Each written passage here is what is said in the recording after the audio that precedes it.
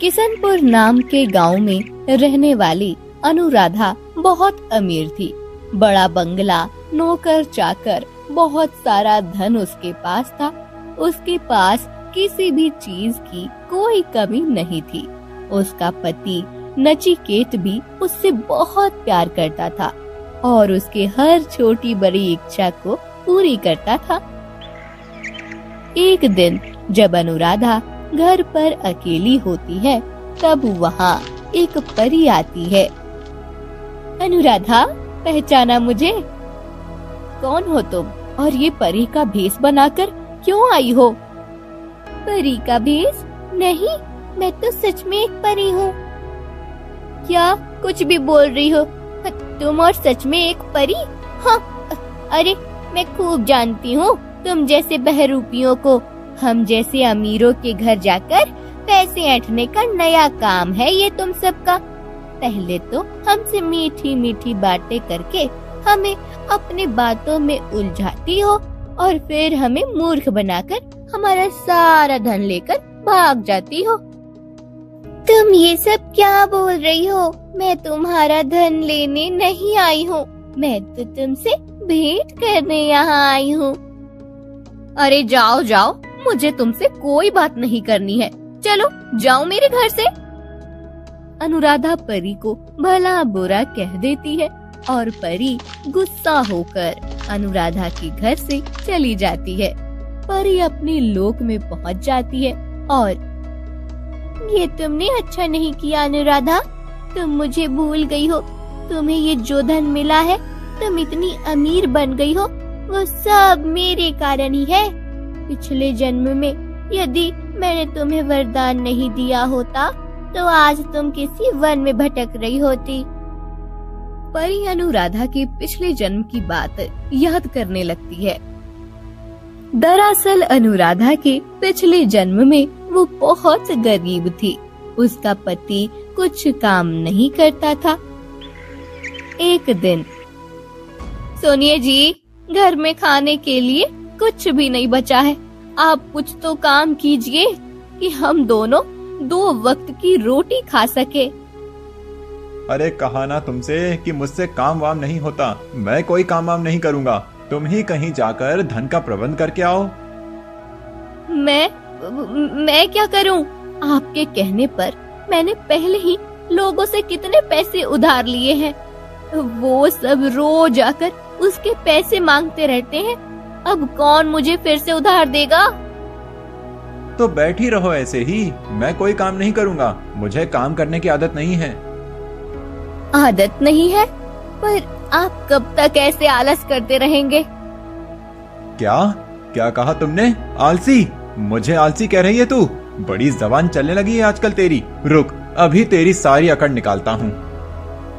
ऐसा कहकर नचिकेत अनुराधा को छड़ी से मारने लगता है। अनुराधा उसे रोकने का प्रयास करती है, लेकिन फिर भी वो उसे बहुत पीटता है। अनुराधा गुस्से से अपने पति का घर छोड़ देती है और एक निर्जन वन में आकर एक पेड़ के नीचे बैठकर रोने लगती है। हे भगवान, किस आदमी से मेरा पाला पड़ा है? ना तो कुछ कमाता है और ना मुझे मान सम्मान देता है। कुछ भी तो कहूँ तो सीधा पीटने लगता है। बस अब मैं ऐसे नहीं जी सकती। ऐसे जीने से तो मर जाना ही अच्छा है। ऐसा कहकर अनुराधा पहाड़ी से कूदने वाली होती है। तभी वहाँ एक परी आती है और अनुराधा को पकड़ लेती है। ये क्या कर रही हो तुम? अपनी जान क्यों दे रही हो? तो फिर क्या करूं? मेरा पति कुछ नहीं कमाता। मैं लोगों से उधार मांग मांग कर घर चलाने की कोशिश करती हूँ। आज जब मैंने उसे कहा कि कोई काम करो, थोड़ा सा धन मिल जाएगा, तब उन्होंने ना कह दिया और मुझे पीटने लगे। मेरे पास कुछ भी नहीं है, ना पैसे, ना प्यार, ना मान। ऐसे जीने का क्या अर्थ है? परंतु किसी के लिए भी अपने जीवन त्याग देना ये कहाँ की समझदारी है? तुम उसे सुधारने की कोशिश करो। मैं कैसे उन्हें सुधारूं? उन्हें कुछ भी कहने जाती हूँ तो वो मुझे मारने लगते हैं। मुझे तुम पर बहुत दया आ रही है। मैं अपनी जादू से सब कुछ ठीक कर देती हूँ। तुम्हारा पति तुमसे प्यार करने लगेगा और अच्छा काम भी करने लगेगा। आने वाले 7 जन्म तुम साथ रहोगे और एक अच्छी जिंदगी व्यतीत करोगे। परी अपनी छड़ी से जादू करती है। परी के जादू करते ही अनुराधा का घर धन धान्य से भर जाता है। उसके पति के स्वभाव में भी परिवर्तन आता है और वो अनुराधा को सम्मान के साथ घर ले जाता है। कुछ सालों के बाद दोनों की मृत्यु हो जाती है और दोनों दूसरा जन्म ले लेते हैं। मेरी कृपा के कारण तुम दोनों अब भी एक साथ हो और इतने धनवान बन गए हो, पर तुम मुझे ही भूल गई अनुराधा। ये तुमने उचित नहीं किया। अब तुम्हें इस बात का दंड भुगतना पड़ेगा। ऐसा कहकर परी अपनी छड़ी फिर से हवा में घुमाती है। उसके ऐसे करते ही नचिकेत का स्वभाव फिर से पहले जन्म जैसा बन जाता है। वो काम करना छोड़कर घर में रहने लगता है। उसे जुआ खेलने की लत लग जाती है। एक दिन, अनुराधा, मुझे तिजोरी की चाबियां दे दो, मुझे कुछ पैसे चाहिए। अरे कल ही तो आप कितने सारे पैसे लेकर गए थे, अब आज फिर चाहिए? अब तुम मुझे सिखाएगी कि क्या करना है और क्या नहीं। नहीं नहीं, अब मैं बस आपको पूछ रही थी। कोई जरूरत नहीं है मुझे पूछने की। मैंने कहा चाबियां दे दो, बस। अरे पर आजकल आप कोई काम भी नहीं करते। आप ऐसे ही जुए में पैसे उड़ाते रहे तो एक दिन हमें घर के खर्चे करना मुश्किल हो जाएगा। बात की बाद में देखेंगे, अभी जो मैं बता रहा हूँ वो करो। अनुराधा और कुछ कह नहीं पाती और नचिकेत को पैसे दे देती है। उस दिन भी नचिकेत जुए में पैसे हार जाता है। अगले दिन फिर से वो अनुराधा के पास तिजोरी की चाबियां मांगता है। नहीं, आप कल ही बहुत से पैसे लेकर गए थे जो आप जुए में हार कर आए हैं। मैं अब आपको चाबियां नहीं दूंगी। जुए में उड़ाने के लिए मेरे पास पैसे नहीं है। क्या तू फिर से जुबान चलाने लगी? रुक, अभी तुझे मजा चखाता हूँ। नचिकेत अनुराधा के पास से चाबियां छीन लेता है और बहुत से पैसे लेकर चला जाता है। एक एक करके वो घर के सारे पैसे और अनुराधा की सारी गहने जुए में लुटा देता है। उसे जुए की इतनी लत लग गई हुई थी कि वो अपनी हवेली भी एक साहूकार के पास गिरवी रख देता है। एक दिन, अनुराधा क्या हुआ? आजकल तुम इतनी उदास क्यों रहती हो? पहले की तरह सबसे आकर मिलती भी नहीं। क्या बताऊं रेवती, पता नहीं अचानक से इन्हें क्या हो गया है। बात बात पर गुस्सा करते हैं, तिजोरी से रोज पैसे लेकर जाते हैं। हाँ, मैंने भी सुना है कि नचिकेत भैया को जुए की लत लगी है।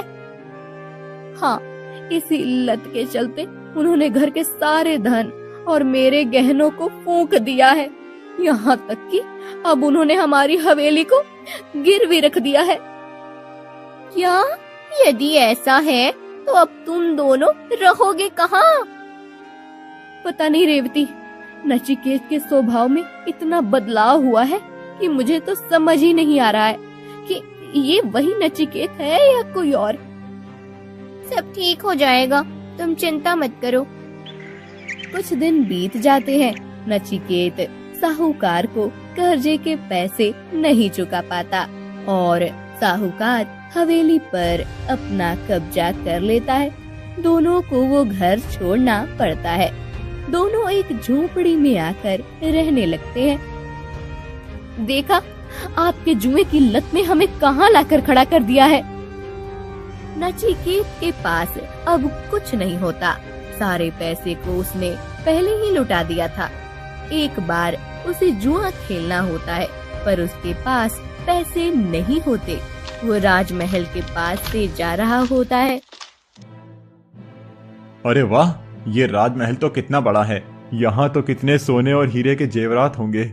मुझे यदि राजमहल से धन प्राप्त हो जाए तो मेरे आने वाले कई महीनों की चिंता मिट जाएगी। आज रात को इस राजमहल में ही चोरी करता हूँ।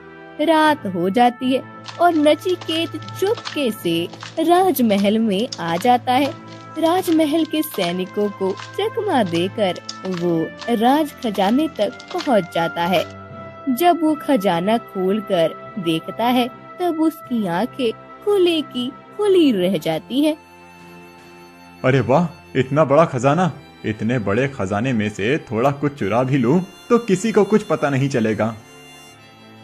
ये सोचकर नचिकेत कुछ धन चुरा लेता है। अगले दिन राजा को पता चलता है कि धन की चोरी हुई है। महामंत्री, पता लगाओ कि हमारे राजमहल में चोरी किसने की, और जो कोई भी दोषी हो उसे मेरे समक्ष लेकर आओ। इधर नचिकेत उन चुराए हुए राजा के धन और सोने की मोहरें लेकर आता है और उन्हें दांव पर लगाकर जुआ खेलने लगता है। तभी वहाँ चोर को ढूंढने निकला हुआ एक सैनिक पहुँच जाता है। वो देखता है कि नचिकेत के पास सोने की मोहरें हैं। सैनिक नचिकेत को पकड़कर महाराज के सामने ले आता है। महाराज, ये मुझे जुए के अड्डे पर दिखाई दिया। इसके पास हमारे राज्य की मुद्रा वाली सोने की मोहरें हैं। इसका अर्थ है कि कल रात राजमहल में इसी ने चोरी की है। बताओ सत्य क्या है, नहीं तो मेरे सैनिक तुमसे बलपूर्वक सत्य कहलवा सकते हैं। नहीं महाराज, मैंने चोरी नहीं की है। यह सैनिक असत्य बोल रहा है। महाराज, ये देखिए मोहरें इसके पास ही थीं, जिन्हें दांव पर लगाकर नचिकेत जुआ खेल रहा था। सैनिक महाराज को सोने की मोहराएं दिखाता है। नचिकेत, सत्य बताओ, अन्यथा मैं सैनिकों को आदेश दूंगा कि तुम्हें 100 कोड़े मारकर तुमसे सत्य उगलवाएं। कोड़े का नाम सुनकर नचिकेत डर जाता है। महाराज, मैंने ही रात को राजमहल में चोरी की थी, मुझे क्षमा कीजिए। चोरी करते हो और क्षमा मांग रहे हो? राजमहल में चोरी करते हुए तुम्हें जरा भी भय नहीं लगा? भय तो लगा महाराज, परंतु मुझे धन की बहुत आवश्यकता थी, इसीलिए चोरी करना पड़ी। असत्य बोल रहे हो तुम फिर से। यदि तुम्हें धन की इतनी ही आवश्यकता होती तो तुम कुछ काम करते, काम करके धन प्राप्त करने का प्रयास करते। तुम्हें जुए की बुरी लत लगी है, जिस कारण से तुमने चोरी जैसा अपराध किया है। महामंत्री, इस चोर को बंदी बनाकर कारागार में डाल दीजिए और हमारे राज्य में जितने भी जुए के अड्डे हैं सबको नष्ट कर दीजिए। मैं नहीं चाहता कि हमारे राज्य में फिर से कोई किसी बुरे काम के कारण चोरी जैसा अपराध करे। महाराज की आज्ञा के अनुसार नचिकेत को कारागार में बंद कर दिया जाता है। ये बात अनुराधा तक पहुंचती है। उसे बहुत दुख होता है। उसे समझ ही नहीं आ रहा था कि आखिर अचानक सब बदल क्यों रहा है। वो महाराज से मिलने राजमहल आने लगती है। तभी उसे एक साधु मिलते हैं। क्या हुआ पुत्री, तुम ऐसे शीघ्रता से कहाँ जा रही हो? बाबा, मेरे पति को चोरी के अपराध में महाराज ने बंदी बनाया है। मैं महाराज से उन्हें छुड़ाने की मांग करने जा रही हूँ बाबा। पुत्री, यदि तुम्हारे पति ने अपराध किया है तो उसे दंड भुगतने दो। जब वो दंड भुगतेगा तभी उस अपराध से दूर जा पाएगा। अन्यथा उसे दंड के बिना ऐसे ही छोड़ दिया तो वो अगली बार और भी बड़ा अपराध करने का विचार कर सकता है। जानती हूँ बाबा, परंतु वो पहले से ऐसे नहीं है। वो मुझसे बहुत प्रेम करते थे, काम करते थे, अच्छा धन कमाते थे, हमारी बड़ी हवेली थी। परंतु पता नहीं अचानक क्या हुआ और इन्हें जुए की लत लग गई। उस लत के कारण उन्हीं ने घर का सारा धन, आभूषण और यहाँ तक कि हमारी हवेली भी दांव पर लगा दी। मेरे इतने अच्छे पति के मन में अचानक ये जुए का प्रभाव किस प्रकार हो गया, यही सोचकर मैं परेशान हो रही हूँ। तुम्हारे चेहरे को देखकर मैं ये बता सकता हूँ पुत्री कि आखिर क्या हुआ है। बताइए ना बाबा, क्या हुआ है? क्यों मेरे साथ इतना अनुचित घट रहा है? ये बताओ पुत्री कि कुछ दिनों पहले तुम्हें एक परी मिलने आई थी। हाँ बाबा, परंतु वो कहाँ असली परी थी? वो तो परी का भेष धारण किए हुए कोई सामान्य लड़की ही थी। नहीं, तुमने उसे पहचाना नहीं। तुम अपने धनवान होने के अभिमान में इतनी अंधी हो गई थी कि तुम ये भूल गई थी कि पिछले जन्म में उस परी के कारण ही तुम धनवान बनी थी। इस जन्म में भी जो तुम्हें धन और दौलत प्राप्त हुआ था वो उस परी के कारण ही था। क्या?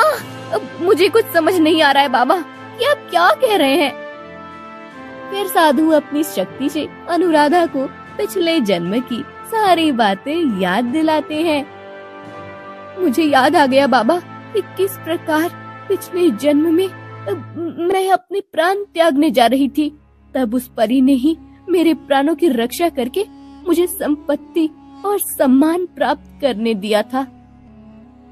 हाँ, और उसी परी का तुमने अपमान करके उसे घर से बाहर निकाल दिया। उसी के कारण परी ने क्रोध में आकर तुमसे तुम्हारा सब कुछ छीन लिया है पुत्री। मुझसे बहुत बड़ी गलती हो गई बाबा। अब आप ही बताइए कि मैं इस गलती को कैसे सुधारूं? कैसे मैं उस परी से क्षमा मांगूं?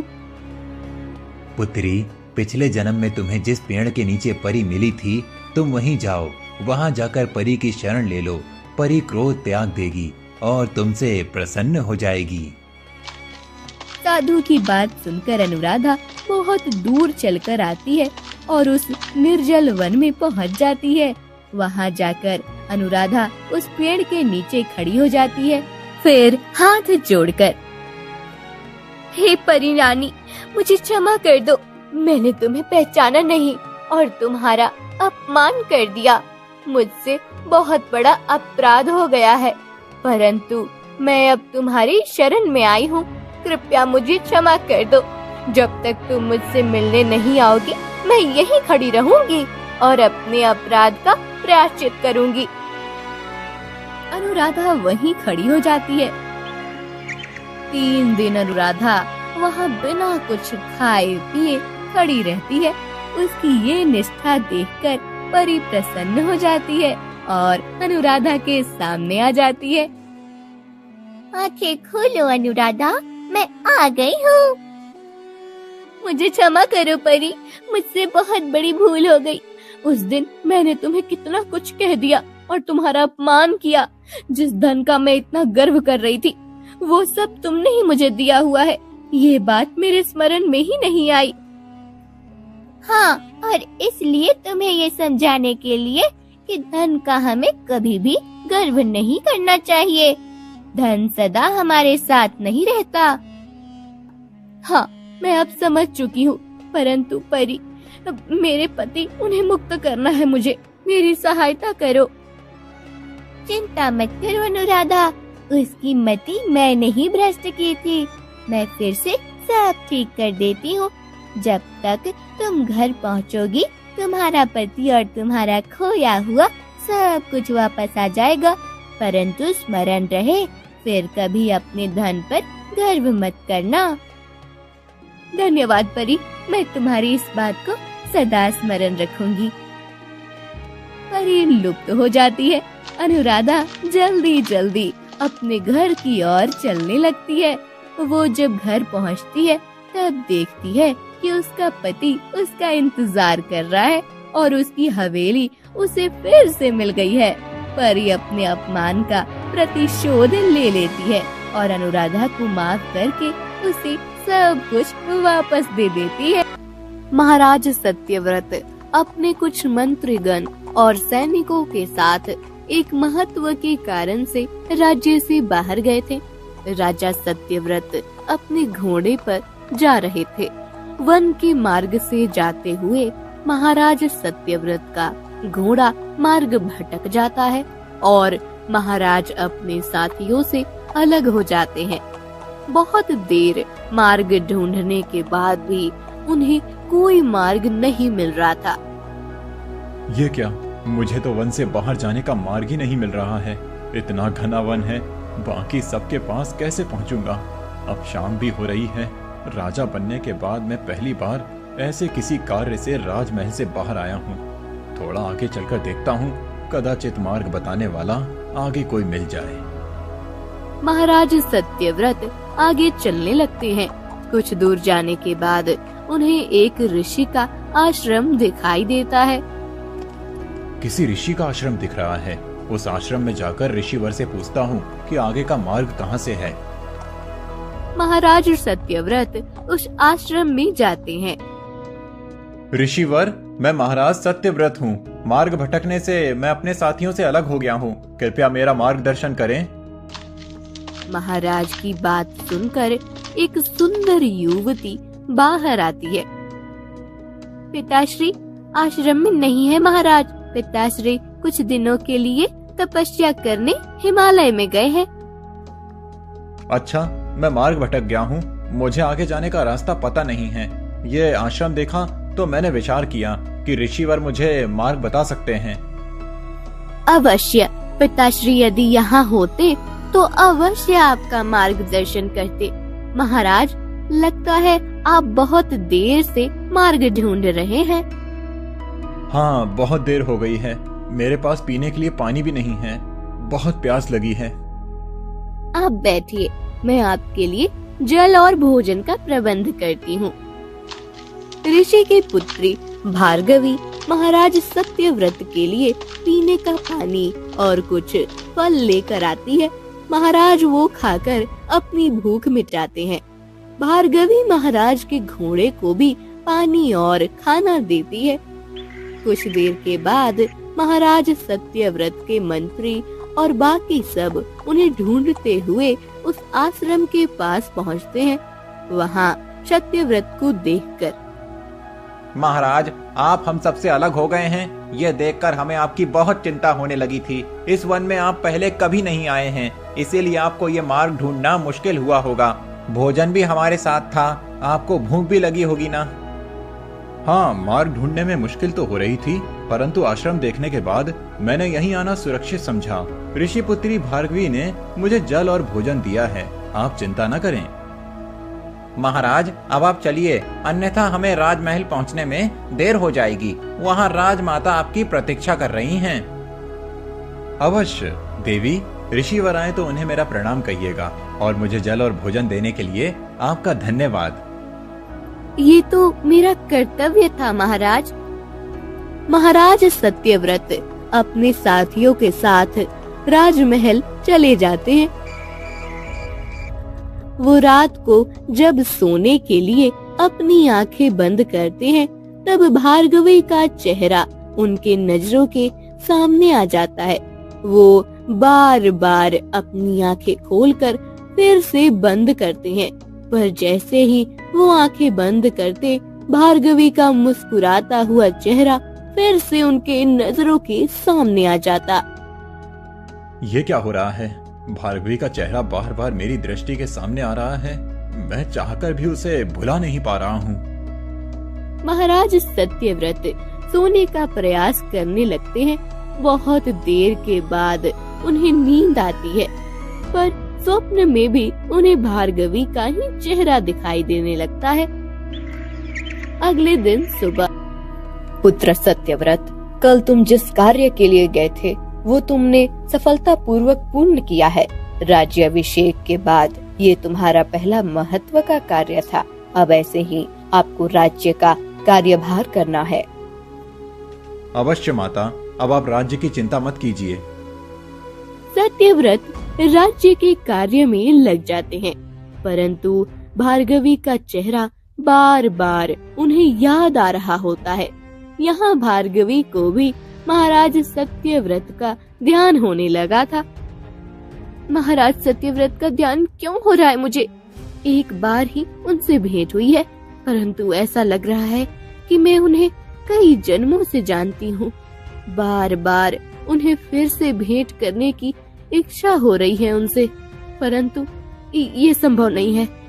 कल तो महाराज गलती से मार्ग भटक कर यहाँ आए थे, अब वो फिर यहाँ क्यों आएंगे? एक ऋषि कन्या से मिलने में उन्हें भला क्या रुचि हो सकती है? मुझे अपना ध्यान कहीं और केंद्रित करना चाहिए। भार्गवी और सत्यव्रत दोनों एक दूसरे की याद में खोने लगते हैं। एक दिन मुझे भार्गवी की आज बहुत याद आ रही है। उससे भेंट करने का मन हो रहा है। मुझे कोई बहाना बनाकर उसके आश्रम में जाना चाहिए।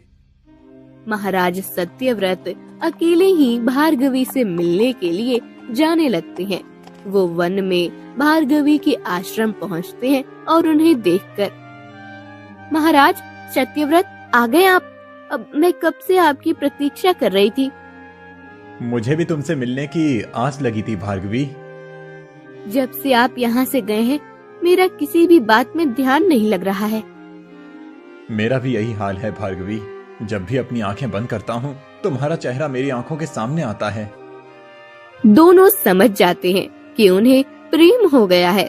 उस दिन के बाद दोनों एक दूसरे से मिलने लगते हैं। कभी राजा आश्रम में जाते हैं तो कभी भार्गवी आश्रम के बाहर आकर सत्यव्रत से मिलती है। उनके बढ़ते मिलने जुलने के विषय में एक गुप्तचर राजमाता को जानकारी देता है। महाराज एक ऋषि कन्या से प्रेम करें ये उचित नहीं है। मुझे किसी भी प्रकार सत्यव्रत को रोकना चाहिए, परंतु यदि मैं उन्हें सामने से कहूंगी तो वो मेरी बात नहीं मानेंगे। मुझे कुछ और करना होगा। फिर एक दिन, तांत्रिक, तुम्हें मेरा एक महत्व का कार्य करना है। उसके बदले तुम्हें मैं बहुत सारा धन दूंगी। अवश्य राजमाता, आप बताइए क्या कार्य है। महाराज सत्यव्रत के कुछ दिनों के स्मरणों को तुम्हें अपने विद्या से उनके मस्तिष्क से हटा देना है। क्या? परंतु राजमाता। कोई किंतु परंतु नहीं तांत्रिक। स्मरण रहे, यदि तुम ये कार्य नहीं करोगे तो मैं किसी और तांत्रिक से करवा लूंगी, परंतु उसके बाद तुम इस राज्य में नहीं रहोगे। नहीं नहीं राजमाता, मैं आपका कार्य अवश्य करूंगा। फिर राजमाता के कहने के अनुसार तांत्रिक अपनी विद्या से एक भस्म निर्माण करता है। राजमाता, ये भस्म महाराज के सोने के बाद उनके माथे पर लगा दीजिए। जितने स्मरणों के नष्ट होने की आवश्यकता है उतने ही स्मरण नष्ट हो जाएंगे। राजमाता तांत्रिक को ढेर सारा धन देती है। इधर आश्रम में, महाराज आप मुझसे प्रेम करते हैं, परंतु आप मुझसे विवाह तो करेंगे ना, या केवल मुझे आप स्वप्न दिखा रहे हैं? नहीं भार्गवी, मुझ पर विश्वास रखो, मैं तुमसे ही विवाह करूंगा। ये लो, ये मेरी अंगूठी रख लो। ये मेरे प्रेम का प्रमाण है। इसे साक्षी मानकर मैं तुम्हें वचन देता हूँ कि मैं तुमसे ही विवाह करूंगा, चाहे कुछ भी हो जाए। महाराज सत्यव्रत भार्गवी को वचन देकर राजमहल लौट आते हैं। तो वो जब सो जाते हैं तब राजमाता आकर एक भस्म उनके माथे पर लगाती है। सुबह होते ही महाराज सत्यव्रत भार्गवी के स्मरणों को भूल जाते हैं। बहुत दिन बीत जाते हैं। भार्गवी महाराज की प्रतीक्षा करके थक जाती है। तभी ऋषि अपनी तपस्या पूर्ण करके आते हैं। अपने बेटी के पास वो अंगूठी देखकर, पुत्री, ये अंगूठी किसकी है? पिताश्री, वो मुझे किसी ने दे दी है। पुत्री सत्य कहो, ये अंगूठी बहुत मूल्यवान है। ऐसे ही कोई किसी को इतनी मूल्यवान अंगूठी नहीं देता। सत्य कहो पुत्री। फिर भार्गवी महाराज सत्यव्रत और उसके प्रेम के विषय में अपने पिता को सब बता देती है। पुत्री, राजा के शब्दों पर तुम्हें विश्वास नहीं करना चाहिए। एक राजा कभी किसी ऋषि की कन्या से विवाह नहीं करता। पिताश्री, उन्होंने मुझे वचन दिया है कि वो मुझसे ही विवाह करेंगे। अच्छा, तो बुलाओ उन्हें यहाँ। पिताश्री, वो अवश्य किसी महत्व के कार्य में फंस गए होंगे। बहुत दिनों से उन्होंने मुझसे भेंट नहीं की है। पुत्री, मैं तुम्हारा विवाह एक ऋषि पुत्र से निश्चित करने वाला था, परंतु मैं तुम्हारे प्रेम का मान रखता हूँ। यदि 7 दिनों के अंदर महाराज सत्यव्रत तुमसे भेंट करने नहीं आए तो मैं उस ऋषि कुमार से तुम्हारा विवाह करवा दूंगा। दिन बीतने लगते हैं। भार्गवी को चिंता होने लगती है। महाराज तो भार्गवी को पूरी तरह से भूल गए थे। 7वां दिन आ जाता है और भार्गवी, आज 7वां दिन है। मैंने तुम्हें 7 दिन का समय दिया था, परंतु महाराज नहीं आए। अब कल मैं उस ऋषि कुमार से तुम्हारा विवाह निश्चित करवा दूंगा। भार्गवी को ये सुनकर बहुत दुख होता है। भार्गवी हाथ जोड़कर ईश्वर का ध्यान करती है और हे ईश्वर, यदि मेरे प्रेम में सच्चाई है, यदि मैंने अपने आत्मा से महाराज सत्यव्रत से प्रेम किया है, तो किसी भी प्रकार से मेरी चिंता और मेरी समस्या महाराज तक पहुंचाइए। मैं आपसे प्रार्थना करती हूँ। भार्गवी ध्यान करने लगती है। महाराज सत्यव्रत अपने राजमहल में सो रहे थे। तभी उन्हें स्वप्न में भार्गवी का चेहरा दिखाई देता है, परंतु वो स्पष्ट नहीं होता। ऐसे स्पष्ट चेहरा देखकर महाराज की नींद खुलती है। उन्हें समझ नहीं आता कि आखिर वो किसका चेहरा था। अगले दिन अपने गुरुदेव से, गुरुदेव, कल रात से मैं बहुत परेशान हो गया हूँ। किसी का अस्पष्ट चेहरा मेरे स्वप्न में आया था, परंतु स्मरण नहीं हो रहा है कि वो स्त्री कौन है। मेरी सहायता कीजिए गुरुदेव। गुरुदेव सत्यव्रत के सर पर अपना हाथ रखते हैं और अपनी विद्या से पता करते हैं। सत्यव्रत, जिसका चेहरा तुम्हें स्वप्न में दिख रहा है वो ऋषि कन्या भार्गवी है। ऋषि कन्या भार्गवी? ये कौन है? जिससे तुम प्रेम करते हो। मैं किसी से प्रेम करता हूँ? हाँ पुत्र, जब तुम वन में मार्ग भटक गए थे तब उसी कन्या ने तुम्हारी सहायता की थी। उसके बाद तुम दोनों को एक दूसरे से प्रेम हो गया। तुमने उससे विवाह करने का वचन भी दिया है। परंतु गुरुदेव, मुझे तो कुछ भी स्मरण नहीं है। हाँ, क्योंकि तुम्हारे कुछ दिनों के स्मरणों को राजमाता ने एक तांत्रिक की सहायता से मिटा दिया है। ये तो अनुचित किया है माता ने। इससे तो मेरे प्रेम और वचन का भंग हो जाएगा। गुरुदेव, मुझे किस प्रकार से स्मरण होगा भार्गवी का? पुत्र, तुमने भार्गवी को अपनी एक अंगूठी दी थी। जब तुम उस अंगूठी को अपनी उंगली में पहनोगे तब तुम्हें सब स्मरण हो जाएगा। फिर सत्यव्रत अपने राज्य में घोषणा करवाता है कि महाराज की एक मूल्यवान अंगूठी खो गई है। जिस किसी को भी वो अंगूठी प्राप्त हुई हो वो उसे महाराज को लौटा दे। महाराज उसे मुंह मांगा इनाम देंगे। महाराज की घोषणा सुनकर राज्य के कई वासी इनाम के लालच में किसी भी अंगूठी को महाराज के पास लेकर आने लगते हैं। पिताश्री, पता चला है कि महाराज सत्यव्रत ने उनकी खोई हुई अंगूठी प्राप्त करने के लिए प्रजाजनों से आवाहन किया है। अगर आपकी अनुमति हो तो मैं भी राजमहल में जाकर ये अंगूठी उन्हें दे देती हूँ। कदाचित इस अंगूठी को देखकर उन्हें मेरा स्मरण हो जाए। ठीक है पुत्री, यह तुम्हारे लिए अंतिम अवसर है। यदि इसके बाद भी महाराज ने तुम्हें नहीं अपनाया तो तुम्हारा विवाह ऋषि कुमार से होना निश्चित है। भार्गवी अपने सर पर घूंघट ओढ़कर राजमहल में आती है। कई लोग एक कतार में खड़े होते हैं और महाराज को अंगूठी देकर इनाम की प्रतीक्षा कर रहे थे। किसी भी अंगूठी महाराज की उंगली में बैठ नहीं रही थी। आखिरी में भार्गवी आती है और अंगूठी महाराज को दे देती है। घूंघट के कारण उसका चेहरा कोई देख नहीं पा रहा था। सत्यव्रत अंगूठी पहनता है और वो उसकी उंगली में बैठ जाती है। सत्यव्रत को भार्गवी का स्मरण हो जाता है। भार्गवी, तुम अवश्य भार्गवी हो। अपना चेहरा दिखाओ भार्गवी। सत्यव्रत की बात सुनकर भार्गवी अपना घूंघट खोल देती है।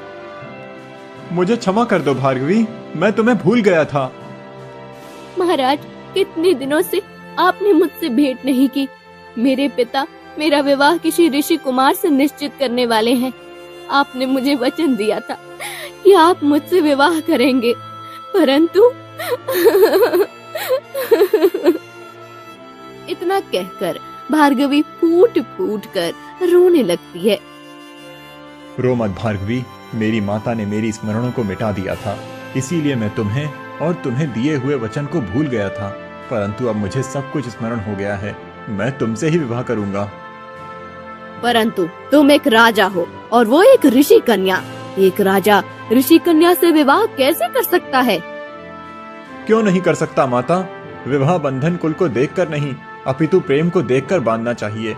ऐसे ही कितने राजा हैं जिन्होंने किसी राजकुमारी से नहीं, सामान्य कन्या से विवाह किया है। ये तो एक ऋषि की पुत्री है, वेद और शास्त्रों का अभ्यास किया है इसने। हमारे आने वाले संतानों को ये उचित ज्ञान दे सकती है। राजमाता, सत्यव्रत सही कह रहा है। आप इनके विवाह को अनुमति दे दीजिए। मैं इनका भविष्य देख सकता हूँ। इन दोनों का भविष्य एक साथ रहने से ही उज्जवल होगा। इस कन्या का ज्ञान और सौंदर्य तथा महाराज सत्यव्रत का शौर्य और पराक्रम, इन दोनों के मेल से जो संतानें जन्म लेंगी वो हमारे इस राज्य का नाम समय के अंत तक अमर रखेंगी।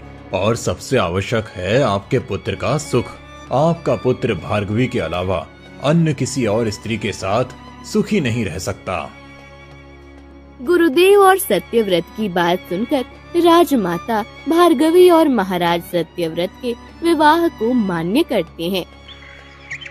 कुछ दिनों के बाद दोनों का विवाह संपन्न हो जाता है और दोनों सुख से अपना जीवन व्यतीत करने लगते हैं।